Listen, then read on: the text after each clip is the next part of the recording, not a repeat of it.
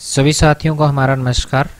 तो आज हम वो जो है बात करने वाले हैं कक्षा 10 जो हमारा बोर्ड पैटर्न रहेगा 2025 के अनुसार, उसमें किस तरह के जो छोटे वाले जो 30 प्रश्न हैं उनकी तैयारी जो है हम करेंगे। तो आज तो जो है लगभग 20-22 प्रश्न हैं, उनको लेके जो है वो चर्चा की जाएगी। उसके बाद में धीरे धीरे जो है वो आपके जो 30-32 नंबर का जो मैटर रहता है उसकी तैयारी हम जो है वो करवाएंगे। ठीक है, तो सबसे पहले बात करते हैं जो आपके अवश्य वाले क्वेश्चन आते हैं, लगभग जो है 15 से ऊपर ही हैं।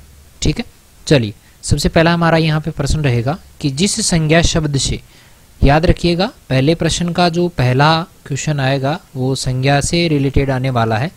तो जिस संज्ञा शब्द से एक ही जाति के सभी पदार्थों का बोध हो उसे कहा जाता है। 4 ऑप्शन आएंगे, जातिवाचक, भाववाचक, समूहवाचक और व्यक्तिवाचक। तो यहाँ पर देखो हमारे यहाँ समूह जो द्रव्यवाचक है वो यहाँ पे पदार्थों का जो है वो बोध करवाता है, लेकिन यहाँ पर द्रव्यवाचक नहीं दिया गया है तो उसके स्थान पे हमें जो है वो जातिवाचक संज्ञा जो है वो यहाँ पे करनी पड़ेगी।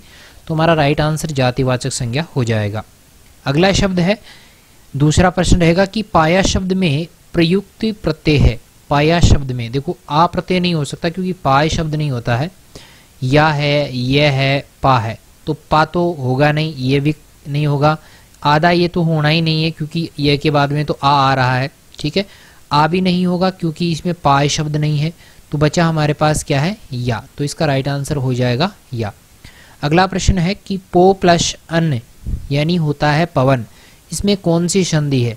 तो आपको पता होगा ओ प्लस ए, ओ प्लस ए, तो इससे क्या बनेगा, देखो ओ और ए से बनेगा व, क्या बनेगा, वह बना है, सॉरी औ बना है, क्या बना है, औ बना है, क्या बना है, औ बना है। तो औ देखो, अच्छा कुछ गड़बड़ हो गई, हाँ ओ प्लस ए वह औ बनेगा तो पवन, पवन औ क्या बनेगा, पवन बनेगा।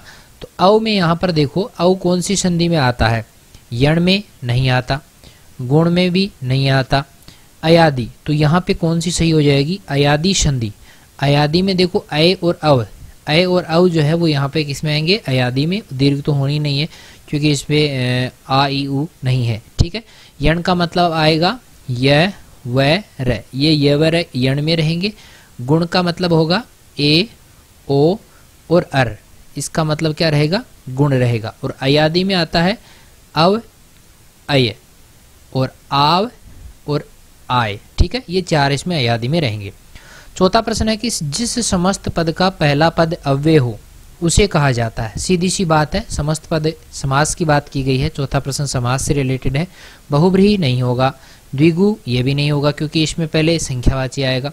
कर्मधारय में विशेषण विशेष्य आता है, ये भी नहीं होगा। अव्यय आता है अव्ययभाव समास में।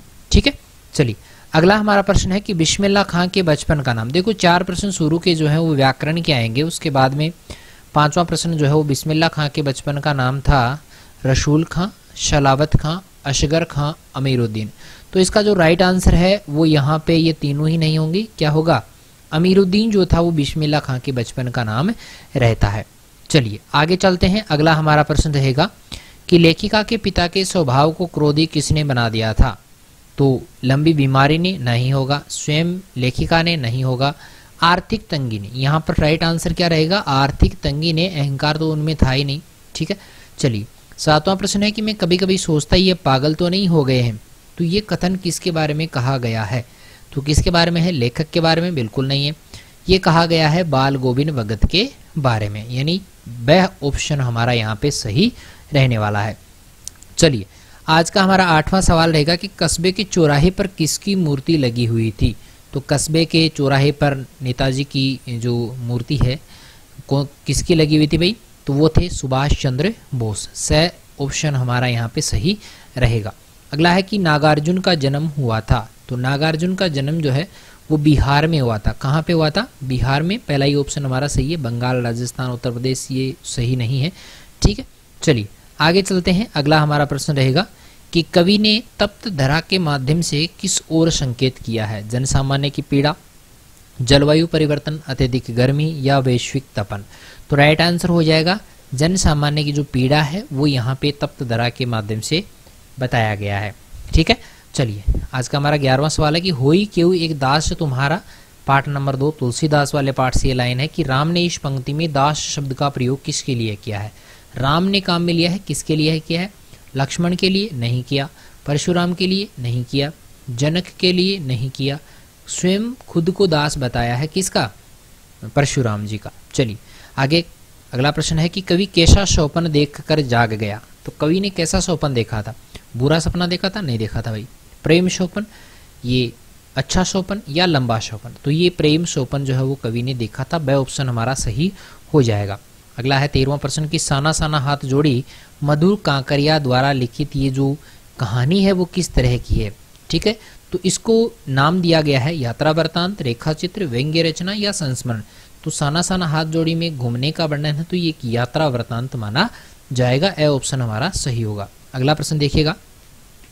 अगला प्रश्न है कि भोलानाथ को कौन सी शरारत महंगी पड़ी। तो देखो सबसे बड़ी शरारत चूहों के बिल में पानी डाला था, सांप निकल आया था। ए ऑप्शन ही सही हो जाएगा।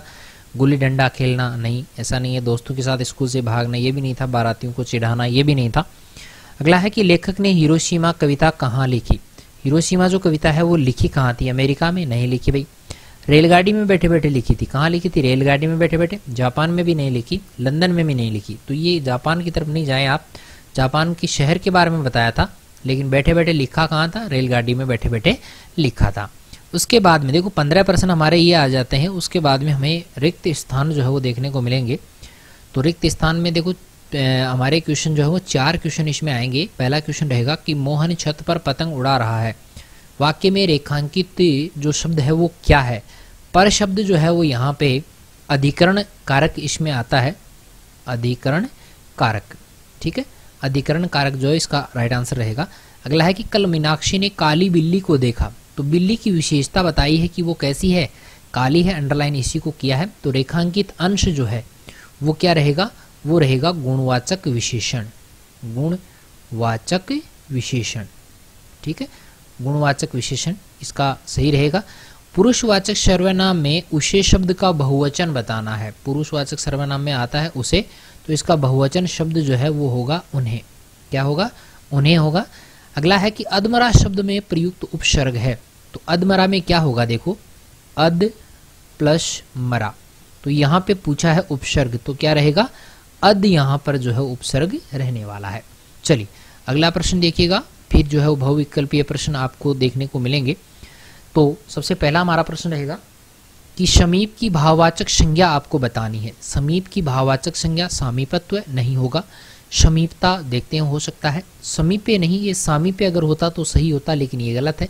समीपन भी गलत है, तो समीपता जो है वो यहाँ पे राइट आंसर हो जाता है। अगला है कि जननी शब्द में प्रयुक्त प्रत्यय है। जननी शब्द बना है जनन से, और जनन में लगा है क्या?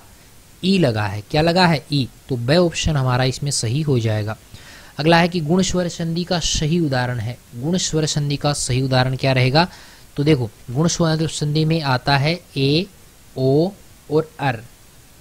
ए, ओ और अर जो है वो किस में आते हैं? गुण स्वर संधि में आते हैं। तो यहाँ पे सबसे पहले एक तो देखो ये 3 चीजें देखनी है। अब इन तीनों चीजों में एक तो यहाँ पे जो है वो ओ की मात्रा नजर आ रही है, और एक यहाँ पर एक की मात्रा। ये दो तो ऑप्शन तो पहले ही गलत हो गए, ठीक है। तो एक की मात्रा देखो निर प्लस गए, ये सही नहीं बैठेगा।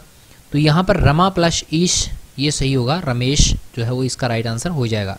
अगला है कि पीताम्बर का विग्रह क्या होगा? पीतम्बर वाला नहीं होगा। पीत है अंबर जिसका, बिल्कुल सही होगा। अगला भी देखते हैं, पीला वस्त्र है जिसका, नहीं। पीले वस्त्र वाला नहीं। पीत है अंबर जिसका, वो है पीताम्बर। अगला है संस्कृति का परिणाम है। ये संस्कृति वाले पाठ से है। तो संस्कृति का परिणाम क्या कहलाता है? सभ्यता कहलाता है। ये आपने पढ़ा भी है। अगला है कि लेखिका मन्नू भंडारी ने अपनी माँ को कैसा बताया है?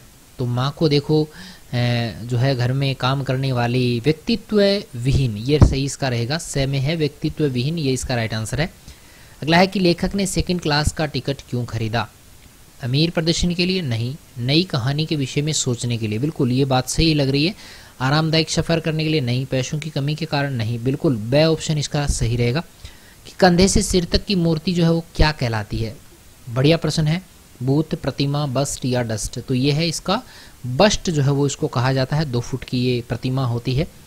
अगला है कि मुख्य गायक की प्रेरणा कब साथ छोड़ने लगती है? वह बहुत लंबे समय से गा रहा हो, नहीं, ऐसा सही नहीं है। जब उसे पानी की आवश्यकता हो, ये भी गलत है। जब वह उच्च स्वर में गाता है या जब संगतकार अनुपस्थित होता है। तो सही है कि जब वह उच्च स्वर में गाता है। अगला है कि उत्साह कविता में बादल जो है वो किसका प्रतीक है? सीधी सी बात है, शांति का नहीं हो सकता, स्थिरता का नहीं हो सकता, सुख का नहीं हो सकता, तो वो है क्रांति का प्रतीक। अगला है कि लक्ष्मण ने परशुराम के वचनों को जो है बताया था। कैसा बताया भाई? शांत, अशुभ नहीं, शास्त्र के विरुद्ध नहीं, आनंददायक नहीं, करोड़ों वज्रों के समान जो है वो कठोर जो है वो इनको बताया था। परशुराम के वचनों को लक्ष्मण ने बताया था कि आपके तो वचन ही क्या है, करोड़ों वज्रों के समान है। अगला है कि एक आदर्श राजा का धर्म है कि प्रजा सताई न जाए। ये पंक्ति किसके द्वारा कही गई? तो गोपियों ने कहा था उद्धव से कि एक राजा का ये धर्म है कि उसकी प्रजा को सताया न जाए, तो ये गोपियों के द्वारा कहा गया था। अगला है कि प्रत्यक्ष अनुभव की अपेक्षा कौन लेखन में मदद करता है? प्रत्यक्ष अनुभव की अपेक्षा जो अनुभूति होती है वो लेखन में मदद करती है, तो ए ऑप्शन हमारा यहाँ पे सही हो जाएगा। अगला है कि भोलानाथ बचपन में अपने पिता के साथ कौन सा खेल खेलता था? कबड्डी नहीं खेलता था, क्रिकेट नहीं खेलता था, खो खो नहीं खेलता था, कुश्ती वो अपने पिता के साथ खेला करता था। अगला है कि गंगटोक या गंतोक का अर्थ क्या है? गंतोक कहते हैं पहाड़ को। किसको कहते हैं? पहाड़ को। ये पहले प्रश्न आया हुआ भी है, ठीक है। अभी रिक्त स्थान वाले प्रश्नों की ओर बात करें तो जैसा करोगे वैसा भरोगे सर्वनाम के किस भेद का है? तो ये सर्वनाम जो रहेगा संबंधवाचक रहेगा, संबंधवाचक। अगला है कि ये भवन उच्चतम है, इस वाक्य में विशेषण की कौन सी अवस्था है? तो इसमें रहेगी उत्तमा अवस्था। कौन सी रहेगी? उच्चतम है, उत्तमा अवस्था रहेगी। धारा के विपरीत तैरना आसान नहीं होता, वाक्य में संबंध बोधक अव्यय है।